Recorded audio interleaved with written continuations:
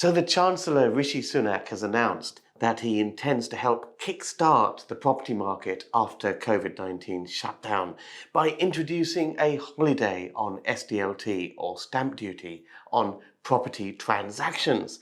Is this going to be good news for property investors? Well, not quite, but I think there is some good news, and that's what I'll be sharing in this video. My name is Ranjan Bhattacharya. I've been investing and developing properties for the last 30 years. I've also coached and mentored hundreds of people transform their lives through investing and developing commercial real estate. If you're new to this channel, make sure you hit the subscribe button and do that right now, because we put out new videos every week. Also like and comment below. Let me know what you think. So what's actually been announced by the Chancellor? Well, first of all, this announcing something that you're going to go along and do in October is, quite frankly, daft. I'll tell you why. Because if you go along and say that, well, we're going to reduce stamp duty for a period, but we're not going to bring those changes in until October, then what are people going to do? If they're buying a property, are they going to complete right now? Well, no. You're going to put off the completion date until after the budget so that you can benefit from the new stamp duty rates. So the motivation from the Chancellor is to stimulate the property market post-COVID-19. But what it can do is send the property market into a short-term hibernation until the new stamp duty rules come into force. That aside, what's he proposed? Well, we're talking about a 6-month SDLT holiday. This is likely to be for property purchases up to £500,000. And this is likely to be national. So never mind that what you buy for £500,000 in Islington is quite different to what you get for £500,000 in Doncaster, say. But there's likely to be a SDLT or stamp duty holiday, meaning zero rate payable on any transaction up to 500k for 6 months. But before you all get very excited, as property investors, remember that this policy will be directed towards residential homeowners. If you're buying a property for investment purposes, then you're subject to a 3% surcharge. Also, many property investors now are buying properties through limited companies. If you're buying a property through a limited company, whether it's your first property in the limited company or your 10th property in a limited company, the 3% surcharge applies, which is applicable to second homes, investment properties, and buy-to-let. Do check out my video, which I'll put a link up there. 3 ways to avoid the 3% surcharge when you're buying residential property. I've got 3 ideas in there, they all work. And I've also got a video which I'll link to from Safe, who actually implemented one of these ideas, saved himself a packet, so check that out as well. So as I said in my last video, and I'll put a link up there, the mood music from central government is not encouraging property investors to invest in rental property. They want to encourage basically renters to buy houses and become home owners. That seems to be the mood music of the day. So it's unlikely that property investors are going to benefit from this SDLT holiday. So is there any good news for us? Well, yes. And as I said in my last video, it's all about following the mood music set by government, the tone, if you like, what they're encouraging and what they're discouraging.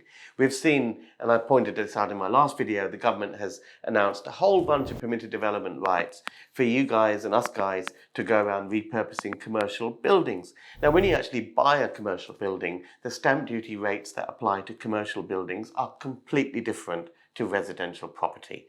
When you buy a commercial building, the 3% surcharge that's in place for second homes and buy-to-let investment property does not apply. The rates of duty on commercial properties can be much, much lower than residential. Let me just give you a simple example. If you're buying a £500,000 residential property as a buy-to-let investment, then the stamp duty that will apply would be £30,000. If you buy a £500,000 commercial property, the stamp duty that will apply is £14,500. That's less than half. And the interesting thing is that mixed use property is considered to be commercial as far as stamp duty is concerned. So for example, if you're buying a shop with residential uppers, even if the majority of the floor space is residential. Because it's mixed use, the entire stamp duty on the purchase will be charged at commercial stamp duty rates. So although the mood music from government is discouraging residential buy-to-let, the mood music from government is encouraging repurposing of commercial buildings. The government wants us to repurpose commercial buildings, and they want to help us do that. In the last credit crunch recession brought about in 2009, what the government did is they raised the threshold at which commercial stamp duty rates were payable.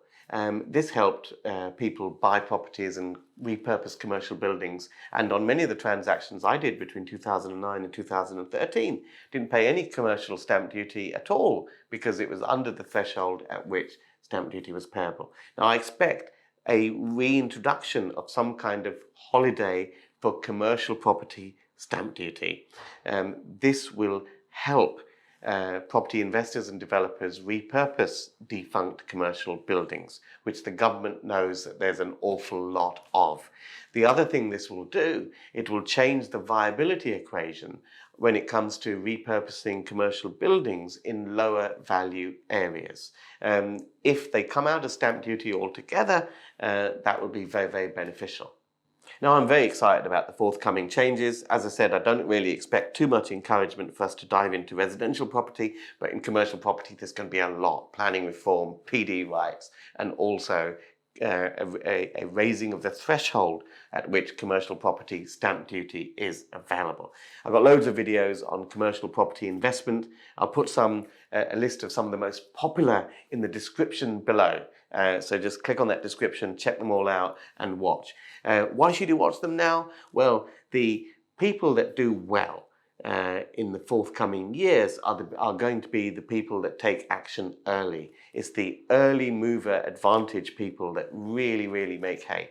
And this is going to be about people that know exactly what type of commercial properties to buy, how they're going to be able to repurpose them, and how they can quickly turn them into cash flow generating investments. Got loads of videos on in the description below. Check them all out, start watching them, and start preparing yourself for the opportunities that are going to unfold over the coming months. Many of you know I run some specialist training on this subject, on commercial property, finding the right commercial property, knowing exactly what to do to repurpose them, also using your pension to deploy in your commercial investment strategy. For full details of my next workshop, then just look in the link is here, succeedingproperty.com/workshop, and it's also in the description below. Check it out and hope to join you there. See you guys in the next video. Bye for now.